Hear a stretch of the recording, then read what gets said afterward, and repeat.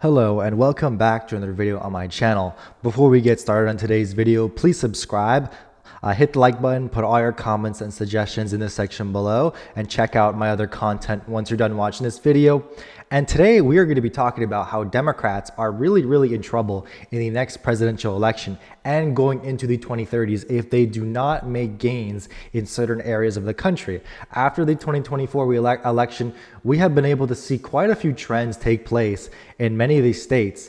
And basically what's happened is every state has been moving away from Democrats. There is a really rare scenario where this election has showed us that Democrats are actually looking pretty bright in one state. Maybe you can say that Washington didn't really move too much. Maybe you can say Utah and Kansas didn't move much either, so it looks good for Democrats given that the country moved 6 points to the right. And I actually did make a video on that. But still, these are very safe Republican states. And Democrats winning Kansas and Utah is very far-fetched in the next 12 years, 16 years even. And it's only 6 electoral votes each, so it's not going to be really worth too much. Meanwhile, Republicans have been gaining in states like New Jersey, where there's 14 electoral votes, Illinois, where there's 19 electoral votes, New York has 28, Virginia has 13, New Mexico has 5, Minnesota has 10. So the list goes on and on and on. The trends in Democrats' column are not really looking too good, especially coming off of this majority win by Donald Trump. He actually won the popular vote by around 2 points when it's all said and done, a little bit less maybe. We are pretty much almost done counting all the votes. The turnout from last election is going to be down a little bit. But the real fall off is from the Democrat side. I do expect Kamala Harris to end under 75 million votes. Joe Biden got 81 million votes for reference. And most of those will go to Donald Trump. He'll end up gaining around another maybe 500,000 from where it is now. So he'll end up being around, maybe since he had 74 million last time, he'll end around 3 million higher. Meanwhile, Kamala Harris will end around 5 to 6 million lower than Biden. So that's a huge drop off right there from Democrat turnout. And really a lot of people switching from Democrat to Republican. And that's what I've been saying for months now when it comes to that registration data. But looking at these trends right here, it's just all across the board really.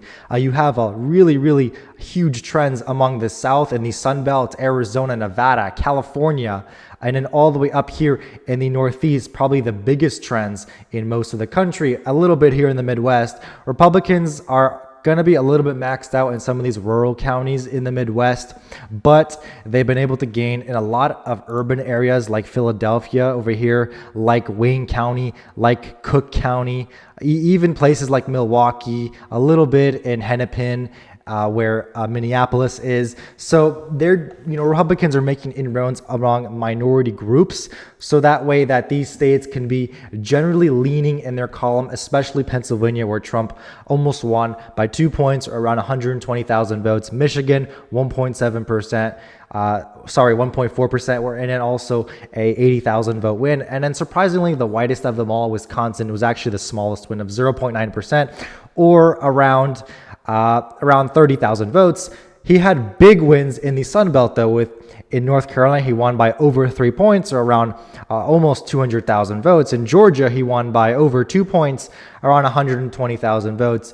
Over 5 points in Arizona, winning by around 200,000 votes, and then 4 points in Nevada, winning by 50,000 votes.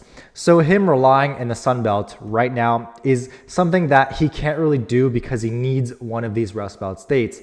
However, the population in many of these states is going to be changing. And since the 2020 census, a lot of states have gained a lot of population and a lot of states have lost a lot of population. And the census for this Electoral College map was actually created in the beginning of the 2020 cycle. So before a lot of these COVID migrations even took place, that these were counted.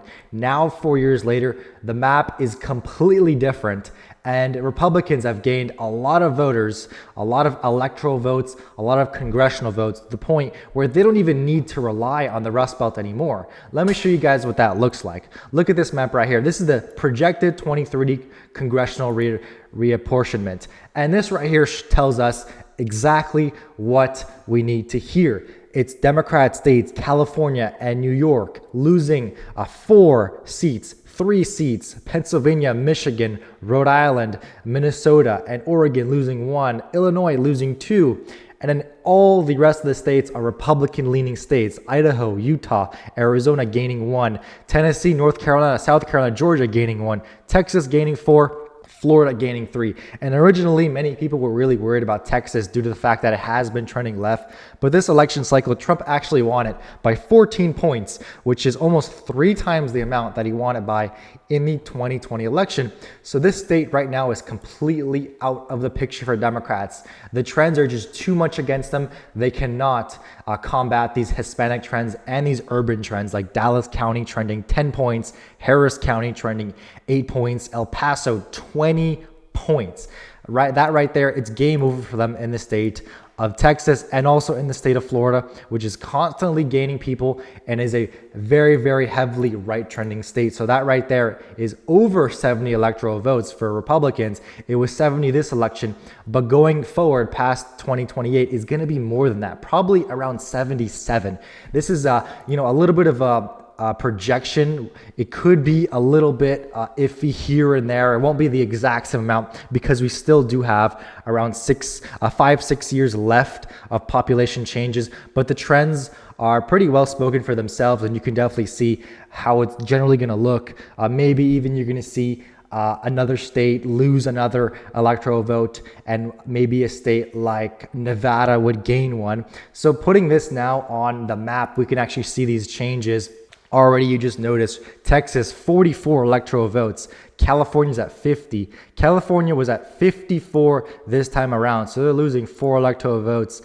New York is also losing 3, while Florida is gaining 3. So that's a big trade-off right there. And I'm going to fill out this map so you guys can see how bad it is really looking for Democrats. So let's say that in an election cycle, I guess 2032, we're going to have Democrats winning. We're not even sure if Democrats are even going to win these states by safe amounts because of trends. So I'm going to, imply some of those trends in there. And this is basically all they have in the safe column.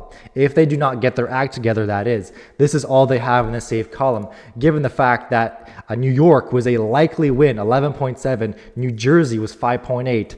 Illinois is 10.7. Colorado's 11. I'm going to put that in the safe column because I do think it'll be moving over 12 points sometime in the next 4 years, just like how it was in 2020.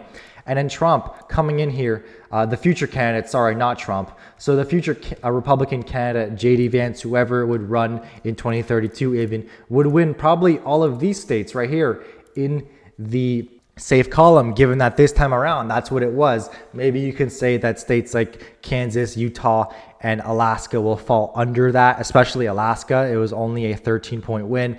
But you can still see on this map over here, generally Republicans now will have 230 electoral votes to just start off of these are electoral votes that Democrats cannot even touch. They are locked away, and they are only at 124, which is almost a half of the Republican votes. And this right there would mean that they are really, really in trouble. They have to run the table. And so let's say they would win states like Illinois and New York and Maine and Nebraska second. And let's say they squeeze in New Mexico, they squeeze in Minnesota, Virginia, New Jersey, New Hampshire.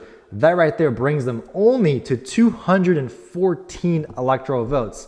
And so let's say Donald Trump, the future Republican candidate, continues on the trends in Arizona. Donald Trump won it by 5.5%. Also, he won Nevada by 3.1%.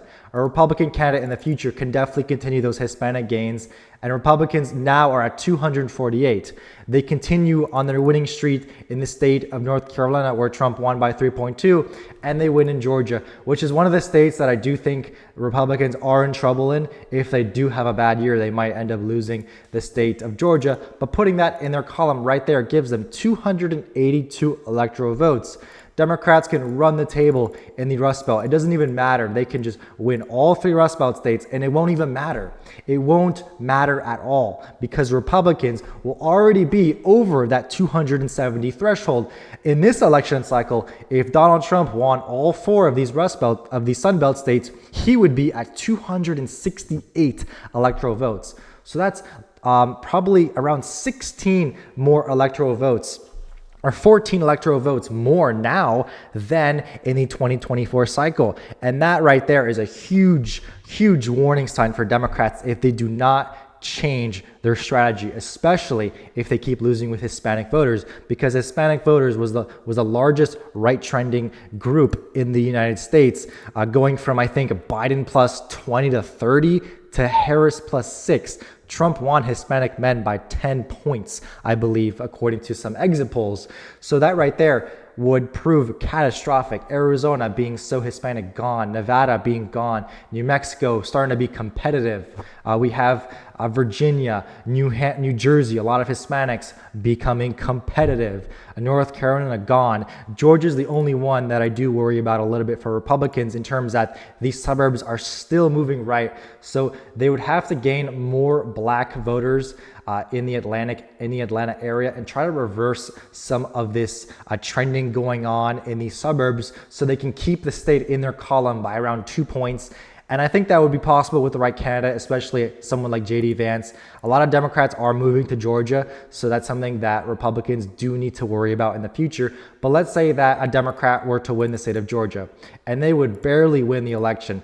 All Donald Trump needs to do is continue the trends among one of these Rust Belt states. It doesn't matter which one. He wins the state. A Republican wins the state of Pennsylvania. It doesn't even matter. That's it. They won the election 283 to 255. And if Republicans are able to run the table among all these Rust Belt states, they could lose North Carolina. It wouldn't even matter. They could lose the state of Arizona. They could lose the state of Nevada. It would not matter. They would still win and still become the president with 272 electoral votes. So either way, Democrats are really, really in trouble. They have to make a really, really big decision here. What are they going to do with their electorate? Are they going to continue to appeal to the people they appeal to? Because in that scenario, they're going to lose the popular vote again. And it's impossible for a Democrat to win the Electoral College when they lose the popular vote. Trump winning the popular vote was so outlandish, according to some people. Some people were saying he could never win a popular vote. People were saying Republicans would never ever be able to win the popular vote ever again. And guess what happened? Donald Trump won the popular vote. Republicans won the popular vote. And now the Democrats are panicking because they don't know what to do. They don't know what to do because in the next census, they're going to be really, really in trouble with all these new electoral vote and congressional vote realignments, including, this is in the House of Representatives. We see here a lot of Democrats, at least 7 seats would be lost. Throw in 8, 9, 10, 11 seats, maybe 12 seats, 12 Democrat seats would be lost. And that right there, again, would prove fatal for their chances in the House of Representatives. So Donald Trump has actually come forth with a new idea. I don't know if it was him himself, but I did see someone related to him or someone on the campaign, someone who works for his cabinet. I'm not too sure who it was. But it's been coming out that Donald Trump may want to look into a new census before the 2028 election because it was really distributed unfairly. California does not deserve 54 electoral votes.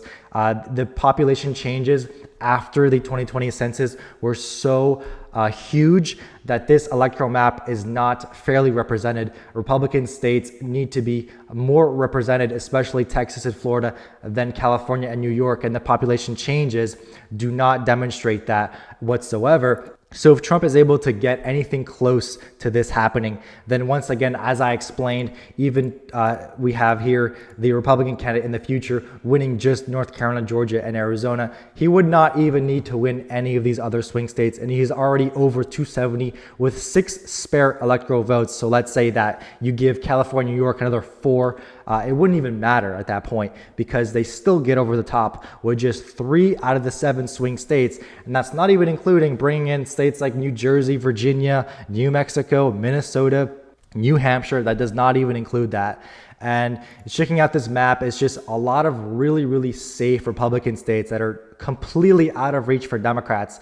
The only states that Democrats could ever flip in the near future would be the state of North Carolina. That's the only one that is within a margin where Democrats can actually flip it. The rest of these states are just really, really safe. And let's just say you run Vance in 2028.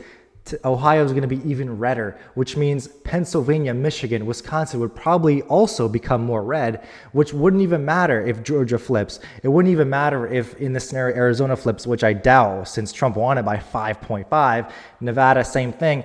And so that's really the theme of this video. And so basically, I do think that, Democrats will probably want to look at what they're going to do if Trump ends up being able to pass that law to get that new census.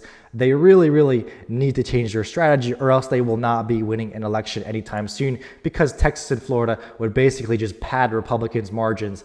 And that's not even going further. That's not even saying going further and saying that maybe even in the next census, Republican states would gain even more, since by now Democrats thought, maybe we can get Texas closer, because in the 2020 election, if we see here in the 2020 election, Trump only won it by 5.6. Can you imagine if, we're able to flip it? But as we all know, that did not happen. It trended over like 8 to 9 points to the Republicans' side. Same thing with Florida.